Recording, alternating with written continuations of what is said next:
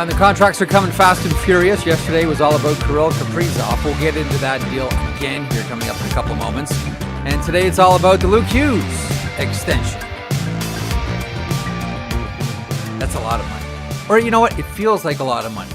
But when you have a look at where the salary cap is headed, pretty soon it's not going to feel like a lot of money. And that's just the reality that we all find ourselves in right now. Welcome to the sheet for this Wednesday, October the 1st. Glad to have you aboard today. And coming up on the program here, I want to get this sort of teed up quickly because Brian's got a lot of really interesting thoughts, as he always does, on these latest contracts. And we'll talk a little bit about preseason, most specifically what we saw in Quebec yesterday. Daily Outline is powered by FanDuel. Make every moment more with North America's #1 sports book. And that is, of course, FanDuel. And coming up on the program today, he's a mere matter of a couple of moments away. He is Brian Burke, who joins us each and every Wednesday here on the program. James Nichols will stop by. We'll talk about the Luke Hughes deal and what's next, if anything, for the New Jersey Devils. More on the Kirill Kaprizov resetting of the marketplace contract with the Minnesota Wild yesterday. And the Edmonton Oilers have added a goaltender who is on his way to Bakersfield. Let's bring him aboard right away. Every Wednesday, we're joined by Brian Burke, the man who really needs no introduction. And here he is, the loquacious and always dapper and well-coiffed Brian Burke. And we should mention as well, you're at the Mark Curtin celebration of life right now. Yeah, I did not know Mark well, but I admired him like everyone else. Everyone liked Mark. He had put up a great fight at the end, so good for him, and I'm glad to be here today in his honor. Yes. Okay. So to some of the business, and we'll rewind and get to Kaprizov here in a couple of seconds, Berkey. But right off the bat, I mean, the new, we were all wondering, was it going to get done? Was it going to drag into the regular season? What was that going to mean for the team? What was that going to mean for the player? What was that going to mean for the family? But Luke Hughes, that deal gets done. 7-year contract, $63 million, $9 million is the AAV. I want to get to Lane Hudson here in a couple of seconds and maybe Thomas Harley as well. But $9 million for Luke Hughes, to which Brian Burke says what? Well, I'm happy for the Hughes family. I think it's a lot of money. I think it's a lot of money for a player who has not been durable so far. So to me, it's a question mark. Kaprizov's a bigger question mark for me, but I like when players get paid. I like when the marketplace moves. I said this last week, there was a logjam. Would take one signing to set it off, and it has. Yeah. But you'll see, we're not done with the biggest contract they've ever seen yet. Well, let's go down that road quickly. Do you think that will be Connor McDavid, or is he going to do the short-term hometown discount for the Edmonton Oilers as he tries to help Bowman keep his team competitive? Well, as an agent, you're going through and you're doing the math. You're saying to yourself, okay, I got 8 years. I got 16, 17 million, whatever. I can do that for 8 years and lock it in. But if the cap keeps going up, if recent memory shows you the cap keeps going up and the players quickly fall behind the wayside. So that Luke Hughes or Jack Hughes or Quinn Hughes is grossly underpaid after 2 or 3 years sometimes. And I think if you bet that the cap's going to keep going up, which it will certainly for the next 2 years, then you got to grab the money and go shorter term, which is what I think Connor's going to do. But if you think the cap's going to go up indefinitely, then 8 years doesn't make a whole lot of sense. Yeah, let me one of the sidebars to all of this is, and you mentioned, value contracts, and right now we look at, Jack Hughes at $8 million, and you say to yourself, when it was signed, we said, wow, that's a lot of money, and now we kind of look at Jack Hughes' contract and say it's one of the best values in the NHL, provided he can stay healthy, which, he's had the shoulder issues. He's represented by CAA, all the Hughes boys are, and whether it was the Nathan McKinnon deal when he was in the Sixes, we all looked at that and said it's the best value contract in the NHL. Jack Hughes we're looking at and saying that's one of the best value contracts in the NHL. You've worked all different areas, manager, you've been an agent, you've worked with the league, you've worked with teams, and you've worked as a broadcaster. Does that resonate with agents and with players? The idea that, I don't want to be the guy that people look at and say he's the best value contract in the NHL. We suspect the Luke Hughes deal will look like that eventually. But does that resonate with players? Oh, you got the best value contract in the league. I think you have to go through with as an agent. When I used to represent players, let's say, here's what we're signing. Here's the risk of it being underpaid, of being a value contract. We didn't use that term back then. But I think you have to go through with your client and say, here's the risk. You want the security. If you blow out your shoulder, you're getting all the money anyway. If you want that security, you got to sign for a multi-year deal. Long-term's best. That's the best security you can get. It may not be the best value you can get. And that's the betting game. And the team sometimes says, we're not doing this unless we go 7 years. They want to lock up the term. Mm-hmm. One of the questions that I think we wonder about all of this, and we'll wait to hear from Tom Fitzgerald, the general manager of the New Jersey Devils. Why do you think this one took so long? Like I completely misread this. I thought of all the restricted free agents, I thought that this one would get done quickly. There's a lot of veteran. A lot of veteran people on both sides of it, not just CAA and Tom Fitzgerald, but also Jim Hughes. Jack Hughes has gone through this. Quinn Hughes has gone through it. Like, I just looked at this and said, there's just too much expertise here for this one to drag on. But it did, Brian. Why do you think that happened? I think it's like the ice going out of the lake in the spring. One big piece moves and a whole bunch of other pieces move too. Mm-hmm. I think they were all waiting for a shoe to drop. I think they were waiting for Connor, but Kirill Kaprizov jumped in there instead of Newbar, and that's going to move a lot of ice. So the risk, of course, with Kaprizov is he's averaged 65 games a year the last 4 years. Yep. He has that injury issues. He's an exciting player. What cracks me up, when you set a new marketplace, the owner or the GM gives the same speech every time. We don't care. The player wanted to be here. We had to do it. It made sense. It's always the same speech on why they had to pay the guy when they didn't really have to. They could have said no. But it cracks me up. They all give the same speech. And I've done it too. I've overpaid where I felt I needed a player. It's let's do the Kaprizov conversation because it is a fascinating one, and again, it's the reset of the marketplace. We need to start to really get used to these numbers in the high teens for NHL players.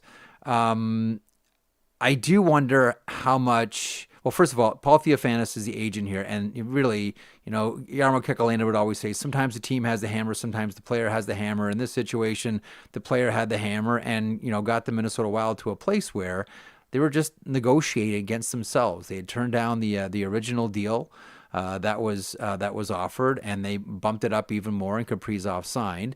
But this is a year after Craig Leopold, the owner of the Minnesota Wild, said, essentially, I'm paraphrasing here, nobody can offer him more term. Nobody can offer him more money, and that's what we're going to do to keep Kirill Kaprizov. Like, everything lined up here for a massive, massive payday. To say nothing of the fact that they just got out of salary cap prison with Suter and Parise, and now all of a sudden the thought about losing their marquee franchise-type player was just unpalatable for Bill Guerin.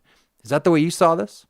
Yes, that's the way I saw it, but that's the way you always see it. It's how you justify it and rationalize it when you pay a player that much. Say we had to do it. He had all the cards. He had the hammer. Sometimes you have the hammer. Sometimes they have the hammer. Harry Sinden told me when I was a young agent, Harry said, we can sign everyone. He said, there's no salary cap back then. He said, we can sign everyone. I just have to say yes. I prefer saying no.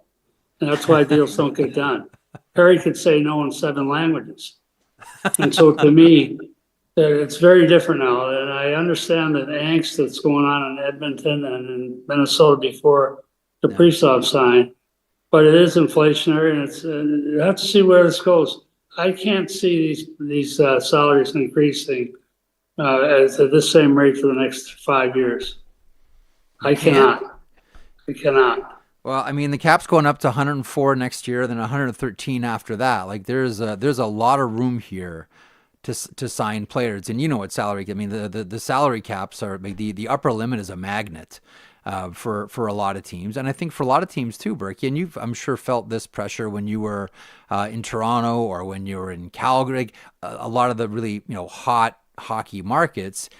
If you're not spending, you really hear it from your fan base. Like, you really hear it. Well, it's a paradox because you hear it for sure, but fans hate highly paid, highly compensated players if they're not playing well. The team's not in first place and the player's not getting a point a game, they turn on those players pretty quickly. Canadians resent high salaries for guys who aren't trying their best and doing their best all the time. So it's a real trap.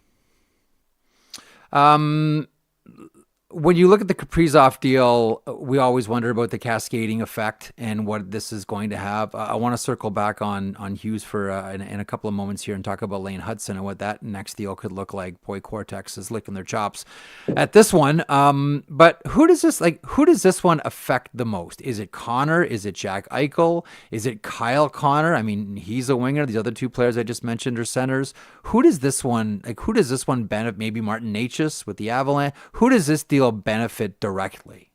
All of the above. It helps everyone that's in this circumstance. I said this a week ago, waiting for one shoe to drop and then a bunch of them are going to drop. And you're going to see, I think Connor McDavid, that group's going to all sign deals.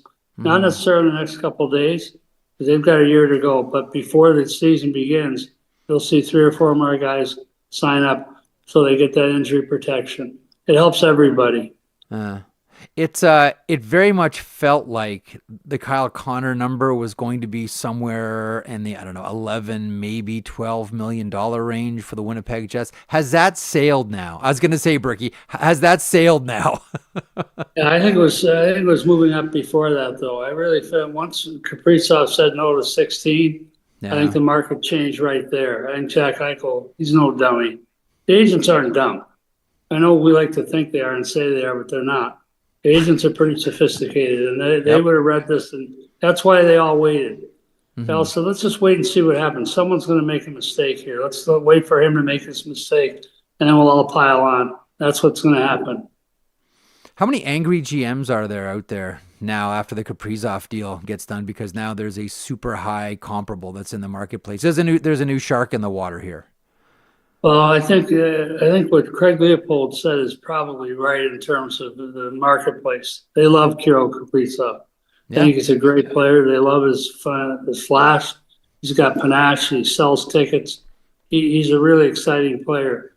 But as I said, he plays 65 games a year the last 4 years. He's not getting younger. He's getting older. So we'll see. But there's no question I moved the goalposts for everyone.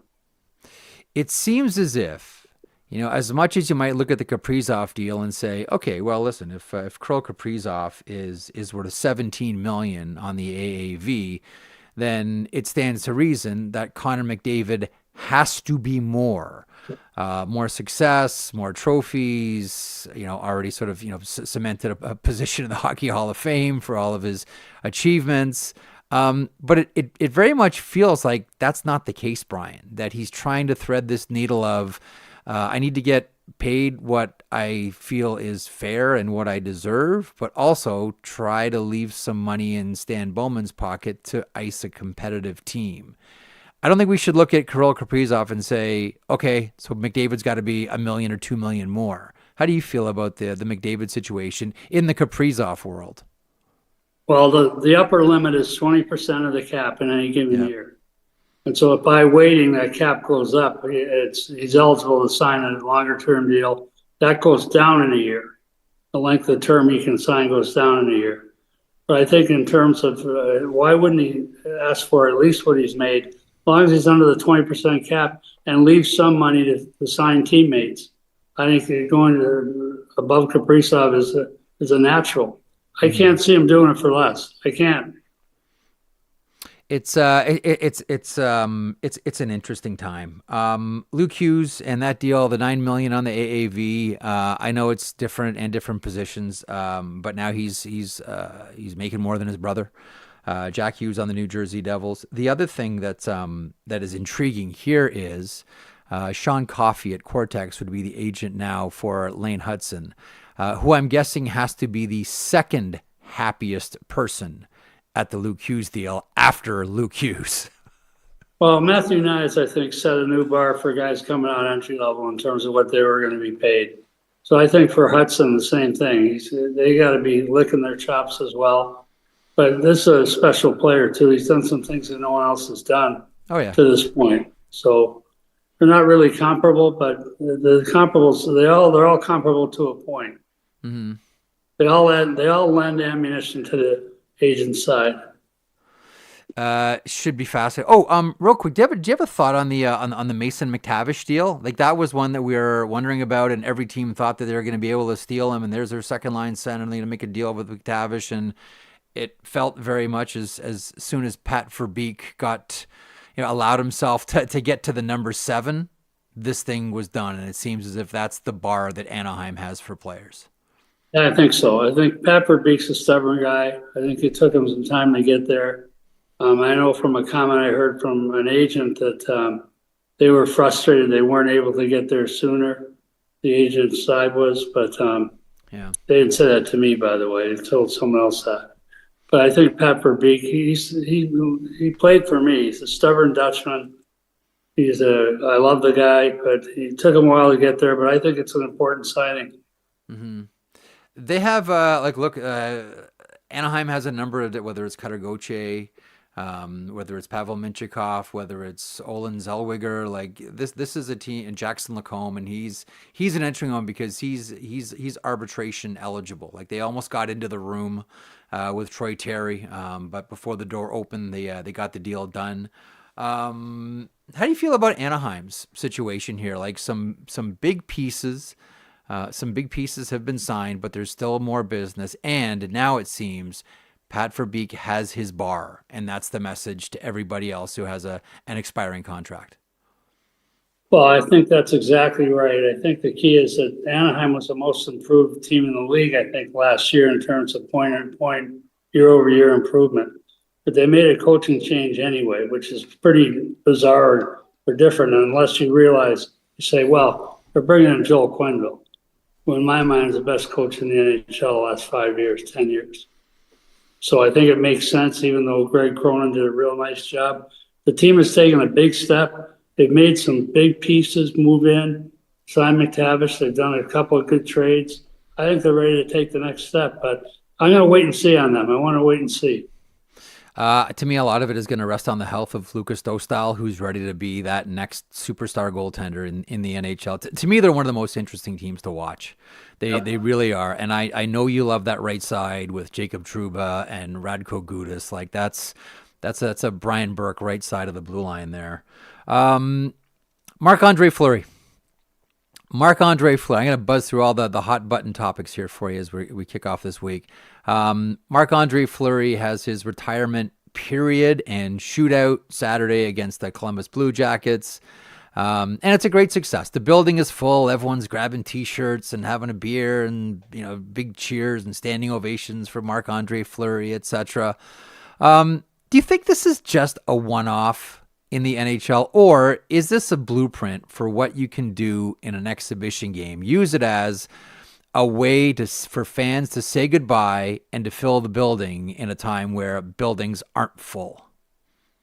Well, I don't know if it works everywhere. It certainly worked well for this in this case. Yeah. I wish I'd thought of it. For a goaltender, it makes sense. I never did this. I never thought of it. I wish I had. But I think it was a smart move. It generated a lot of goodwill. You're talking about, there's only a handful of players who could do that for, because he's a special player. He's a great player, great person, beloved wherever he played. Every stop he stopped at, he was loved by everyone. So I think it's not necessarily a one-off, because I could see someone else doing it. But what a great idea! What a great send-up! What a great guy! Yeah, like it's impossible to say his name and not smile. Everybody has great memories of him on the ice, great memories of him off the ice. I'm just happy that he went out, with a win last Saturday too. Like, I don't know. Like, I wonder about, we're having this conversation the other day here, Berkey. Players like, I don't know, Jonathan Toews. Like, if this is a one and done with him in Winnipeg, do you do the PTO with Jonathan Toews next year? Or maybe Pat Kane, or maybe Steven Stamkos down the road? Players that have gone elsewhere that come back to, quote unquote, retire as part of the team that they're most associated with. Yeah, I think that you got to weigh that carefully, because I think Jonathan Toews, since they did in Chicago, it would be a big deal. Doing Winnipeg after 2 years, say he's done after 2 years, that have mixed reviews. Yeah. I think it's very situational. It depends on the player, his reputation, what he accomplished in that city. But I could see it being done again. when teams have send-off nights and retire sweaters and retire numbers, it's a huge deal. Players love it. The fans love it. It's a big deal. We had a trade in the league today. The Utah Mammoth and the Edmonton Oilers. Connor Ingram, the netminder, who will go to Bakersfield in the American Hockey League. So and we always cheer for the person and hope that he's sorted out his personal situation. It's been a challenging time for Connor Ingram. His mother passed away, everything else that he's gone through, and you cheer for the guy. What did you make when you saw this? Is this just strictly Oilers looking for depth in net, and they could still be looking for a replacement in the backup position? I think it's just buying time. It's a good move to get some depth. I'm behind this player too. I don't know him, but I'm cheering for him. Like you said, Jeff, everyone is. We all want these guys that are battling issues to sort them out and move on. So good luck to Connor. I think it's just insurance that makes sense to me. Something interesting that came out, and the numbers are always staggering for some people. So Sportico has come out with their NHL franchise valuation rankings. I'm not sure if you've seen this today, but the average NHL team is now worth $2.1 billion. The Toronto Maple Leafs are first at 4.25, followed by the Rangers at 3.65, the Montreal Canadiens at 3.3, the Bruins at 3, and then rounding out the top 5, the Los Angeles Kings at $2.96 billion. We had a conversation last week about what franchise values were when Gary Bettman took over. Like when you go back to 1993 and then look at what franchises are worth now, and again, the average team is worth $2.1 billion. What goes through your mind, Brookie? Well, first off, Forbes did this for years. They attached valuations that had no reflection on real valuations. The issue is, for me, is when does this stop? Right now, the only way you can't paper and pencil in the revenue, if you're going to pay $2.1 billion for Pittsburgh, if that's what Fenway gets, which they're not going to get, I'm told. Let's say they get that. You're going to pay $2 billion. You can't paper and pencil in with ticket revenue and television revenue. You can't recover the money until you sell the team. That's a tough bet, and it's a vanity purchase for most of these guys. They want to own a team because it used to be a mansion in the Hamptons, used to be a mansion in Newport, Rhode Island. That was a private jet. Now it's a pro team. So the expansion and the growth of values to these franchises is staggering. They cannot continue, but it's going to continue for the foreseeable future.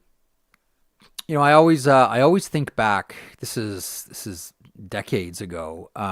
Reading a Sports Illustrated interview. It might have been Tom Verducci interviewing Tom Hicks, who owned the Texas Rangers of MLB, and his point about why he bought a baseball team was, he said, "Look, it's like this. I became wealthy beyond my wildest dreams in the oil business, but it wasn't until I owned a pro sports franchise that I could pick up the phone and get a table at any restaurant I wanted on any night that I wanted to go." We don't tend to talk about it a lot, but like there is that side that you mentioned. Like it's a vanity play for a lot of these owners. Like that does get you into a club, and there is a lot of fame attached to owning a sports team. And right now, it seems as if there's certainly in hockey, there's more people who want to buy teams than there are teams that are available. Do you ever thought on, part of the motivation for buying a team here, and how do you put a value on all of a sudden, the late Eugene Melnick was, he was a guy from BioVale until he bought the Ottawa Senators. And then he was, hey, there's the owner of the Ottawa Senators. Yeah. Until you own a sports team, you're just a rich guy. Once you buy a team, you are somebody with the air quote. You're somebody with a capital S. And you do get the restaurant reservation. You don't just get the reservation of the restaurant, you get the private room. Yeah. And all your buddies get this ancillary value as well. And you get the private parking space and the whole bit. It all comes with that. But it's also a good business because the steady appreciation of franchise values has led these guys to look like geniuses when they sell their teams. Like if Fenway gets out now, they're talking about selling that team for 1.7, 1.75. They get out now. They bought that team for $950 million, 5 years ago? That's pretty good markup, pretty good return. So it's a good business. It's going to have to, at some point, it's going to stop, but not in the foreseeable future. Interesting in this in this valuation, the Florida Panthers, on the heels of winning back-to-back Stanley Cups, their valuation has gone up 51%, now just under $2 billion at $1.89 billion. Do you think that? Let me ask you this way. Do you think that if winning Stanley Cups should take you out of the revenue sharing pool? Specifically, if you win more than one? No, I don't think you should penalize excellence. I think what Bill Zito has done has been I like the fact they're changing how the long-term injury is calculated. Yeah. So there's a playoff component now, but other than that, no. Don't penalize people who are good at their jobs. Don't penalize success. No, I don't think you should. But I think you got to realize the way the system is built in with revenue sharing and covering losses for teams that struggle. The system is rigged so you can't lose a lot of money, in my opinion. It's a good thing. Now, I think over time, if you're really putrid, you shouldn't be rewarded. They should cut it off at some point. But in the short term, the system the NHL has negotiated makes perfect sense. Let me close on the with a final thought here on the Florida Panthers. The news around the team this week, not good, with the Alexander Barkov injury. May not play at all this season. I know you have a relationship going back a number of years with Sam Bennett, who you had in Calgary. All of a sudden, we're looking at other players down the middle. I wonder if they put Reinhart back at center. Or they just leave him on the wing. How do you feel about the Florida Panthers without Alexander Barkov for the season and maybe the playoffs as well? Well, without him for the whole season and maybe the playoffs, but then you have no Kachuk for at least a couple months. Yeah. And no Stefan Nason, so they're in trouble. They're going to have a hard time keeping pace until they get healthy. Barkov is a huge hole. You can't replace a player of that value and that size. And I think that the only thing I'd say is the timetable on an ACL reconstruction has been shortened to 6 months, I think, in a couple cases. A couple of players have come back in 6 months, I believe. I was reading about it last night, I'm pretty sure. So we'll see if that 6 months works or not. But they're talking 7 and 9. They'll probably gone for the year. They have to make that determination early to deal with the cap consequences. You see, Bill, if it is the year, I mean, I think we're all wondering about either Malkin or Crosby or someone like that. Yeah. Do you see Bill Zito going big game hunting here? Yes, I do. I think that's his nature, and I think he's not going to sit by it. It's no different. We won in Anaheim. Scott Niedermayer and Teemu both retired. Yeah. I went out and tried to replace them both right away. Big mistakes, but I went out and went big game hunting right away. Try and maintain our level of success. So, yes, I think he'll do exactly that. I don't know about the names, but he's going to go for a replacement for sure. Real quick before I let you go, you have a thought on the Anthony Stolarz deal? Like, Stolarz has been that guy that all the goalie coaches and goalie experts have been, screaming about, like, everyone's sleeping on Stolarz. There's a good goalie there. They were saying it in Anaheim. They're saying it in Florida when he backed up Bobrovsky, and is really sort of actualized now as a legit starter with the Toronto Maple Leafs, even though he's had the hospital bracelet issue at times too. You have a thought on Stolarz here with the Maple Leafs? I think it's a sensible deal in terms of term and money. I'd heard some wild rumors about 6-year deals and big dough. I think it makes sense. I worry about the hospital bracelet with Anthony Stolarz. I love the player, but he's 6'5". He's 85 years old. He's been hurt a couple of times, so just kidding, Anthony. I know you're not 65, but you do get banged up, and you're at the size and age. Size and age concerns me for a player like this. He's so athletic, but the bigger you are, sometimes the harder it is to get around. We'll see. I hope I'm wrong. I hope both goalies in Toronto have great years. We'll see. We're when we speak next week, we'll be talking about actual games, and that'll be a wonderful thing. Burke, you be well, and our best to the Curtin family as you're there celebrating the life that was one of the great people of the game, the late Mark Curtin. Thanks for stopping by as always, Burke. Thank you, Jeff. There he is, Brian Burke in Milton, Ontario, at the celebration of life for Mark Curtin. He was like a battler on the ice. He was a battler off the ice, and really fought right to the very end, and had an entire army of people around him too. I'm sure it's a wonderful event going on right now, because Mark was a wonderful guy and had that infectious personality that everybody wanted to be around. We still have a few things to go over here, and going to be joined in a couple of seconds by James Nichols, who it seems like we just had on like 5 minutes ago talking about Luke Hughes. The Hughes deal gets done, and so here we go again.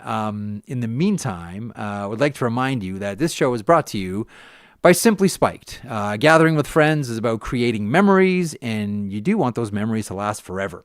Enjoy every juice drop all season long with Simply Spiked. Available in 3 delicious flavors. The OG Summer Classic Simply Spiked Lemonade is always a favorite. Or try a sweet and juicy sip with Simply Spiked Peach. Or check out the newest flavor in the Simply Spiked lineup, Simply Spiked Limeade. Perfectly sweet and tart. Don't know which one you want to try? Cherry limeade, maybe blackberry limeade. Why not try them all with the Simply Spiked Variety Pack? These juice beverages are 5% alcohol, contain real fruit juice, and are the perfect and refreshing drink. Simply Spiked pairs perfectly with any occasion, hang out with friends, backyard bonfires, and more. Simply Spiked launched in Canada in 2023 and has been bringing the juiciness ever since. Pick up Simply Spiked at your local liquor store for your next hangout. Must be legal drinking age. Please celebrate responsibly. Zach, do you have a couple of thoughts here on the Luke Hughes deal? I know that we just got to wrap our heads around these new numbers, right? Like 17 pops for Kaprizov, and we all went, whoa, that's a lot of money. And then you look where the cap's going, you look at the player and go, okay, well, we better start to get comfortable with these. Man, I saw 9 this morning, and I went, wow, that's a really big number for a defenseman coming off his entry-level deal, but get used to it. Like with the rising cap here, and again, it's going to 104 next year and 113 after that. These are just numbers we're going to have to get used to. I have no idea what Lane Hudson's going to sign for. That one's a shocker. By the way, I also think that Thomas Harley is interesting too, because that's a no-tax state. And how much because I think we looked at that deal and said like, ooh, wow, what's Harley going to get? Hold on a second. It might not be as massive as you might think it is because of the no state tax issue with the Dallas Stars. But anyhow, you have a thought on the news of the day? Luke Hughes, the deal is done. Well, first of all, if you want a player on your team to extend, make sure somebody that covers their team joins the sheet, because it seems like that happens here pretty regularly now. Russo, we're only 2 weeks in, small Nichols, sample size, but I know. Yeah. So then the next thing you know, we missed getting Eric. We missed getting Eric again. Stevens on though to get Anaheim covered off. So we missed on that one. Yeah. But I'm just gonna pretend that didn't happen. We're very batting good. 100. Okay, well, very good. Or 1,000. Okay. 1,000, whatever. Yeah, sorry. But we're You're batting 100. Batting 1,000. Guess what, buddy? Biancalana. It's a dated reference. Go ahead. Yeah, I don't know what that is, but oh, geez. I had the same reaction as you. Yeah. But I think that it was lessened once I saw I'm going to say his name wrong, and I apologize, but the Frank Nazar deal. Nazar earlier. Yep. Because that one had more shock value when I saw the price tag on it. And then once that came through, I think the numbers that started to roll through after kind of all were like, oh, it's not that much because we saw this, right? If it was just his and then other numbers came in lower, I probably would still be thinking about his, going, holy crap, I can't believe that happened. But still, same kind of, wow, that is a big number. Okay, big picture, maybe not so much. Cap going up. You also take to social media, and immediately it's like, well, the percentage of the cap. And it's like, okay, it's true. Forgot. It's true. It is true. But every time I'm like, still, that number just seems huge. It just seems big. And like the fact that he's making more money than his brother, who yes, was arguably more established at the time that he signs the deal. And is a better player, I will say, in my opinion. Jack is. It's still that one. Jack is Jack. the better player. Yes. Yes, those are the ones where I'm like, feels weird that he's got that number. But then you're like, well, Jack's probably looking there and going, Yeah. remember what my brother signed for? And remember how much I helped you out? See, the number is interesting because if we're gonna keep on going down it's only a matter of time before Quinn Hughes shows up, then it might, like, that 9 million AAV might look like a really expensive number for a guy that's not anchoring your power play, because that's going to be his brother, Quinn. Yeah. Like, it's a great number. It's awesome. But then Quinn's going to come in and grab all the power play time if that's the road that this is going down. Just slid that one in there. If, again, it's if. Like, yeah. So if you said to Quinn Hughes, or I mean, because this would be a sort of point of consideration, if you want to go play with your brothers, you'll be taking Luke's power play time. Does that change anything for Quinn Hughes? I'm gonna say no. Sorry, bro, beat it. Yeah. Taking Do your you power wanna play together time or not? I'm the big brother. Remember all those times in the backyard when you hit me in the shins and then I had to put your jersey over your head and remind you? This is a time where I'm going to remind you. Interesting times. Interesting times here. The trade today, Connor Ingram gets another start, and he'll start with the American Hockey League in Bakersfield. And look, like everybody, we're all wishing the best for Connor Ingram.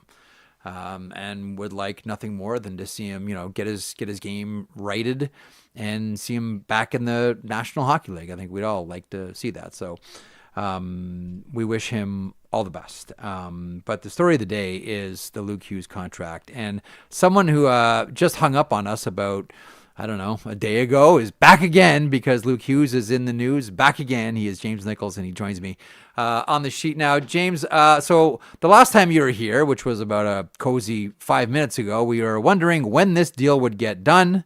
And here we are. Does anything about this one, either the term, the AAV, does any of this surprise you? Hey, you got to get your audio up. We'll get James. He looks great. That was a little preview of James Nichols, hopefully parked and not driving, and talking to us there. We'll get his audio hot.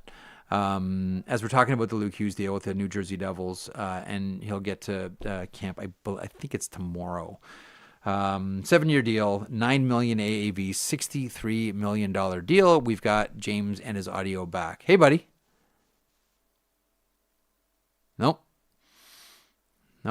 We don't. What is going on with our audio today? It'll be interesting to see how this breaks down, and to have a look at what the future of the New Jersey Devils back end is going to look like, and if there was any sort of like lessons that we learned along the way here. I think the big one for me is we're just gonna, as I've been mentioning, I think we're just gonna have to start to really get used to numbers like this for players like Luke Hughes. And Lane Hudson is the obvious one. Like, Lane Hudson is going to ring the bell, even more so than we already thought that he was going to, and we all thought it was going to be a massive number. But now with $9 million in the water for Luke Hughes, I think we all do wonder here about Lane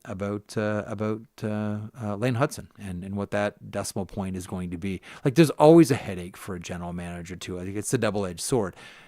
Kent Hughes will tell you it's a nice problem to have. Bob Gainey, when he was running, I believe it was running the North Stars, talked about the luxury of having difficult players. The line he used, I'm going to butcher it here, but I think you'll understand the spirit of the thing. He would say, if you're a manager, you better hope that you have difficult players, because superstars are difficult, and they can give you headaches. If you're a general manager who doesn't have headaches, if you're a general manager who doesn't have problems, you probably don't have a good team. And I'm guessing that right now Kent Hughes has a headache. looking at this Luke Hughes deal. Here we go. Let's try third time's a charm. Getting James on the program. Do we have a James? Nope. It's I don't know. Zach, what's the issue with James's audio? I don't know. I'm getting an audio feed coming in from him, but we just can't hear it.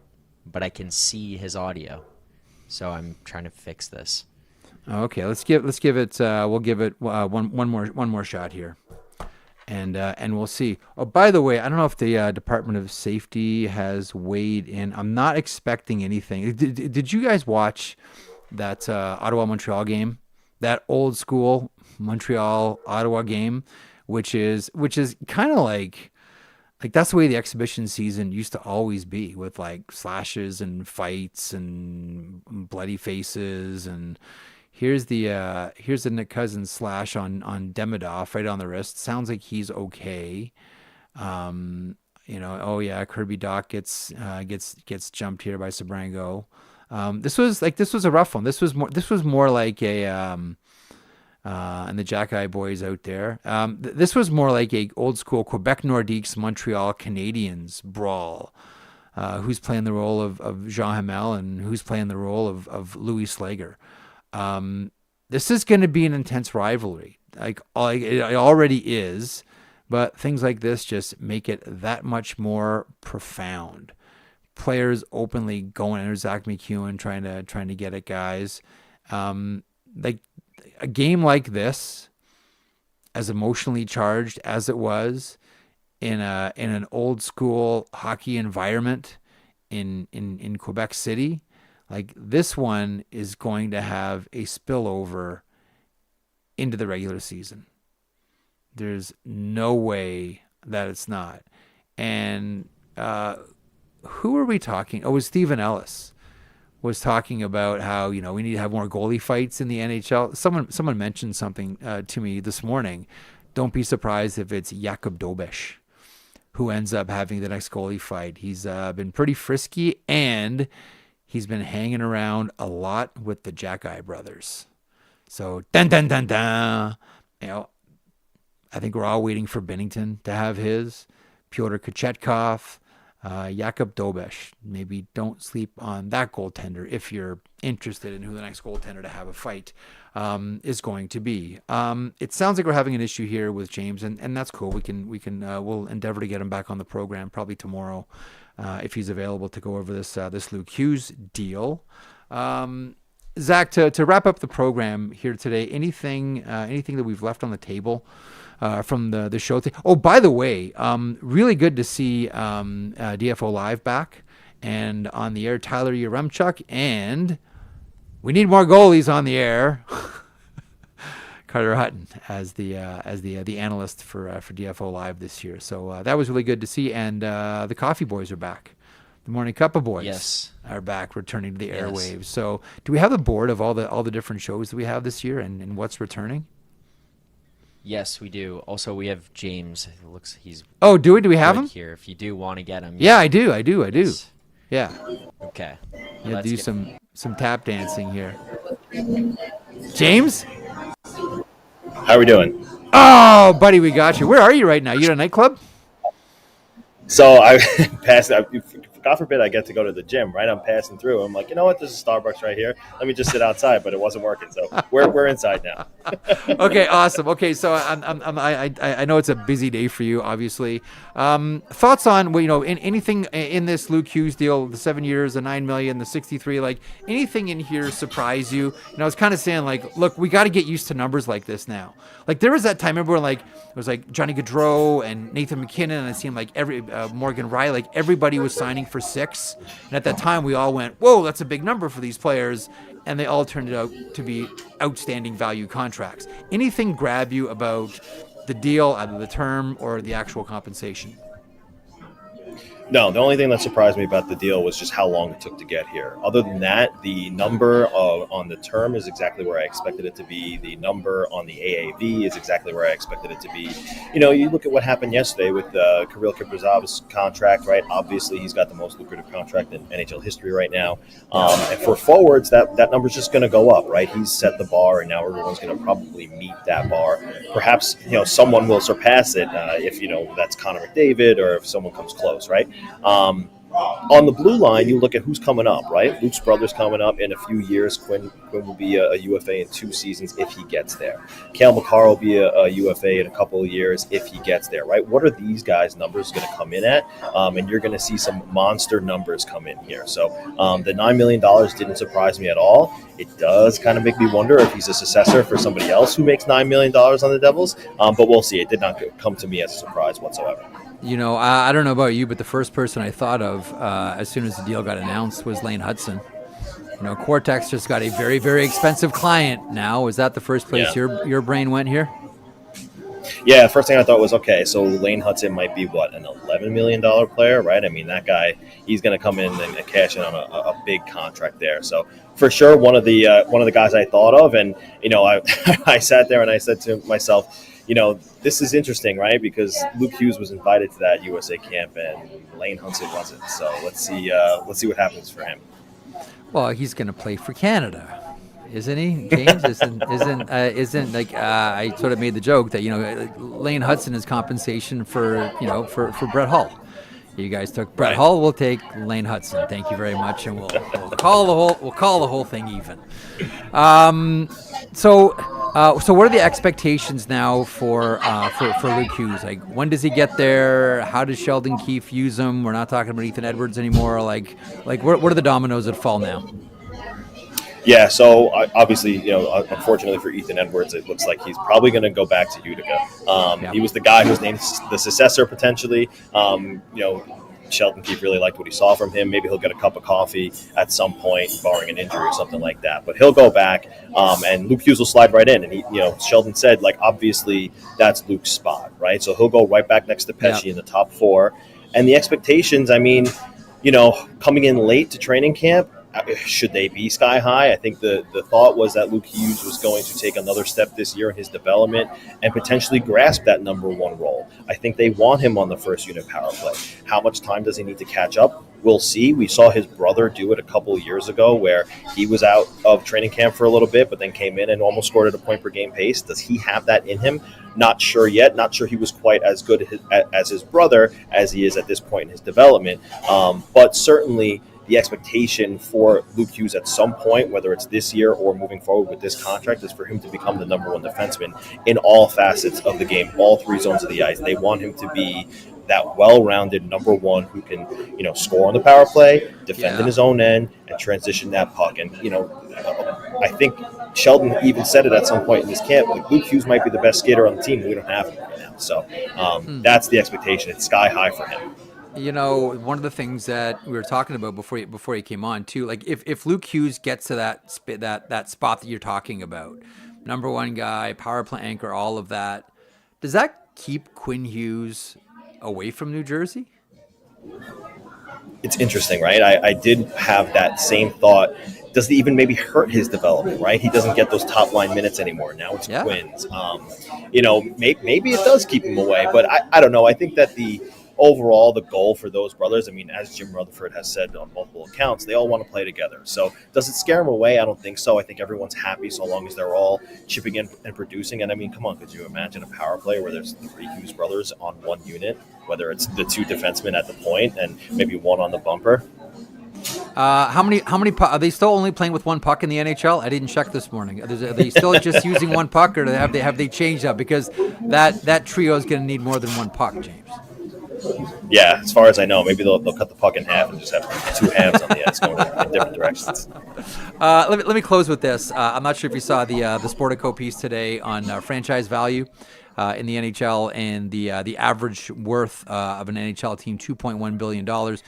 Maple Leafs come in at 4.25, and then at number 10, with an increase of 21%, the New Jersey Devils at $2.06 billion. Do you have a thought on that, or you have a chin scratch on what that number means? I think Tom Fitzgerald has said a lot that they do a lot of investing in the team. They want, the players who they're maybe bidding on to be able to come here and say, like, oh, this is a destination. That's a word that Fitzgerald's use a lot. They pour a lot of money into the organization to try and make it better all around for both the players, but the fan experience as well. They pour a lot of money into that. So it doesn't surprise me that it was increased by that much. I think it was just outside the top 10 in terms of franchise worth.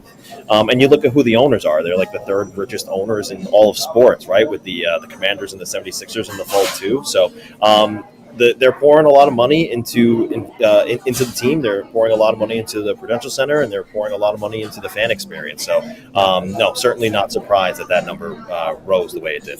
That's awesome. Listen, let's get back to it. Thanks for battling the audio wars for us to get through. Yeah, sorry about that. No, that's fine. Technology makes our lives easier. Thanks, bud. We'll talk again soon. Yeah, thanks so much. There is the great James Nichols, who covers the New Jersey Devils. He's been on the program before. He's a very thorough reporter. And I'm sure you've read his work and watched/listened to him here and on other podcasts as well. Great guy, diligent reporter too. Okay, before we wrap up the program here, a couple of things still to get to. Do we have that board with all of our offerings for this season? Here at Daily Faceoff. So the return of the Impact players, Johnny Lazarus and Colby Cohen, 9 o'clock Eastern, morning cup of hockey. DFO Rundown will be released Mondays and Fridays. Me and Jason will record Sunday nights for a Monday morning release. And then Fridays, Jason alongside Mike Rupp, who joins the mix this year, only happy to have Rupper aboard here on Daily Faceoff. DFO Live kicked off today. Tyler Yaremchuk and Carter Hutton are your conductors with this one. The sheet goes Monday to Friday, 1 o'clock Eastern. And this is an interesting one, too. This is, right now, it's just Wednesdays, but it's already going to be a destination property for a lot of people, and that is DFO Rundown, the Insider Edition, hosted by Irfan Ghaffar and co-hosted by Dave Pagnotta of the Fourth Period. That will be a must tune into program, as are all of our offerings. So a more robust schedule here on Daily Faceoff, on the Daily Faceoff YouTube channel, and wherever you get your podcasts. All right. You ever thought of any of that, by the way, before I just sort of move along? No, two things were funny today. I watched both shows. It took Laz about a minute and a half into the show to reveal the nickname he calls his girlfriend. That was interesting. And what was it? I'm going to go listen to the podcast next. What was it? Do you recall? Yeah. Want to share it? Sweet Baby. Sweet Baby? Laz. That was the nickname. Yeah. How old is he? Yeah. Laz, you're a young man. Come up with something a little more creative. It's how not only the show started, the season started. That's awesome. So that was interesting. Okay. And then Tyler, at the end of the show on the DFO Live today, said to Hutton, we've got something along the lines of, we've got about 220 more shows of this. And I think Hutton was like, holy shit, that's a lot of shows. Didn't say anything out loud, but I think there was a moment where Hutz went, wait, that's how many of these do I have to do? Hang on. What did I commit to? If I have to do this many shows, I'm going to have to really start paying attention here. It's great to see those two guys on. Love that show today. And they, for first guest, we're talking about the Florida Panthers with George Richards, and always good to see him on the program. The Daily Faceoff Survivor Pool, by the way, is live. And if you think you've got the hockey knowledge to go to the distance, this one's for you. It's a game of elimination strategy and a $2,500 grand prize for the last fan standing. Here's how it works. You start with 2 lives. Each round, you pick one winner from the slate of NHL games. But here's the twist. You can only use each team twice throughout the entire contest. Get a pick wrong? That's 1 life gone. Lose twice? You are out. The pool runs until there's just 1 person left standing, and that winner takes home $2,500. So, Are you ready to outlast the rest? Sign up now at dailyfaceoff.com or hit the link in the show notes, and may the best fan survive. Dun, dun, dun, dun, dun. Did I make that dramatic enough, Zach? The sheet is powered by FanDuel, home of the same game parlay. Make every moment more on FanDuel. FanDuel, proud to connect fans to the major sports moments that matter to them. What are we serving up today, Zacharoo? No board today, but we're just going to direct people's attention to the fact that there's 3 preseason games on again. You can bet on all those. And then if you take a look over at the headliners market, that was the one I brought up last week when it was in regards to Anze Kopitar, the One Last Dance. They're kind of filling out those boards. Those like markets. There's a little bit more in there that you can kind of go take a look at. And I just wanted to use this moment as an opportunity to promote our show that we have coming up on Friday. It is the Bold Predictions show, which I think will be it'll be a lot of fun. We've got a bunch of guests. Shayna's going to stop by. Laz, Tyler Yaremchuk, they're going to come through the show. Oh, Sweet Baby's coming by? Good. I can't even get it out. I don't even want to call him that. Yes, he's coming by. Awesome. They're committed. They've sent over their predictions. It'll be fun. So if people want to get involved as well, I urge people to tweet at us and comment at us on social media at The Sheet Hockey what your bold predictions are for the season, because some of the best ones, Jeff, I may just bring up on the show. If they're some within reason, let's say. Actually, just get ridiculous. I don't even care. No, get ridiculous. I'll take no, that back. like seriously. Get ridiculous. What's this within reason? And we'll bring the best up. Give us your wildest predictions for this season. Nothing is off limits at all. Yeah, make it wild and make it tasty. Go nuts. Go nuts. Go crazy. Okay, that wraps it up for us here on the program. Thanks to everybody in the chat. Colton Davies, Laz and I are the same age. Is that true? Wow. Holy smokes. Big Willie Styles is in there. Jeff's in there. Zach's in there. General Soreness. We got the regulars, man. This is good. So a lot of fun in the chat as always. Thanks so much for watching on YouTube or listening on your favorite podcast platform. Tip your driver. There's Zamboni driver on the way out. Thanks so much for joining us. Thanks for the buns and the use of the hall. We are out until tomorrow. Wyshynski returns for the second of his 2 appearances per week. So look forward to that. And who knows who's going to sign next. That's all we're doing this week is we're just talking about contracts.